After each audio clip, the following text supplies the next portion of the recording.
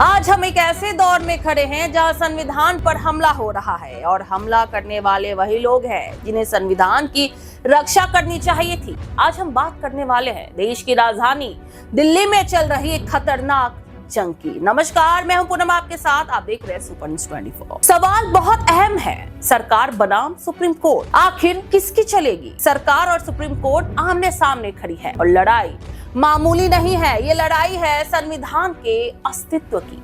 कैसे? चलिए आपको विस्तार से समझाते हैं।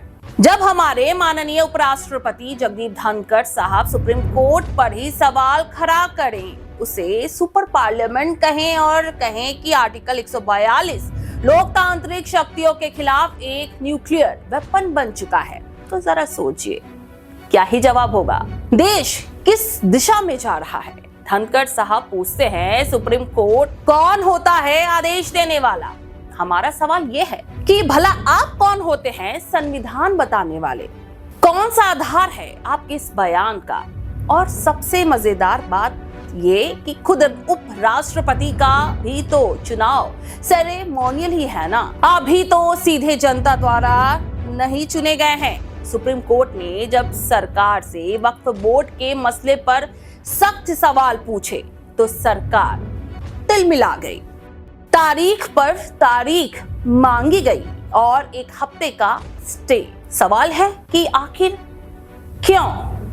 अभी अभी संसद में बिल पास किया गया था, इतनी मेहनत रात दिन की, फिर एक हफ्ता क्यों चाहिए आपको भला? इसमें कहीं कोई एजेंडा तो नहीं छिपा है, क्योंकि सवाल बहुत सारे हैं।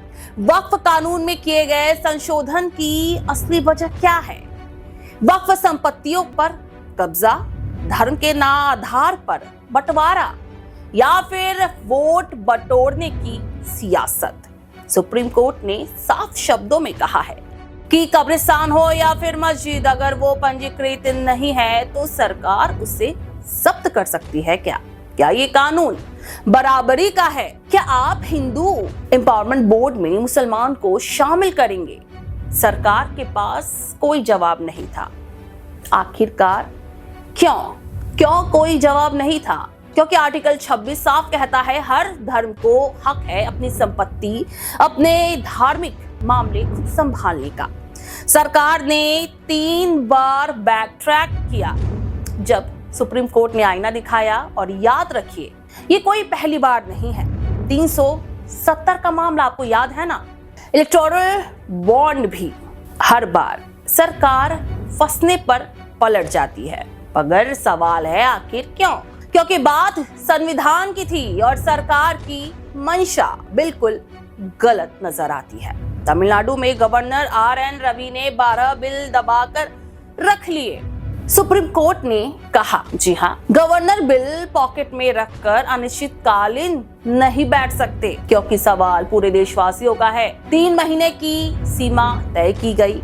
यह फैसला ऐतिहासिक है, क्योंकि आज संविधान को ताक पर रखकर राजभवन से सरकारें चलाई जा रही हैं और हमसे कहा जाता है कि लोकतंत्र है। सुप्रीम कोर्ट ने आर्टिकल 142 का इस्तेमाल कर दिखा दिया है कि जब देश में संविधान को तोड़ा जाएगा तो संविधान का रक्षक चुप नहीं बैठेगा।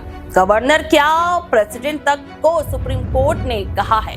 जी हाँ, कह सकते हैं एक बड़ा अल्टीमेटम है कि अनलिमिटेड टाइम तक बिल रोकोगे तो वो कानून बन जाएगा, यानी संविधान की कमियों का मजाक अब बंद होगा। डेमोक्रेसी सुप्रीम कोर्ट की बदौलत ही आज जिंदा है, कह सकते हैं।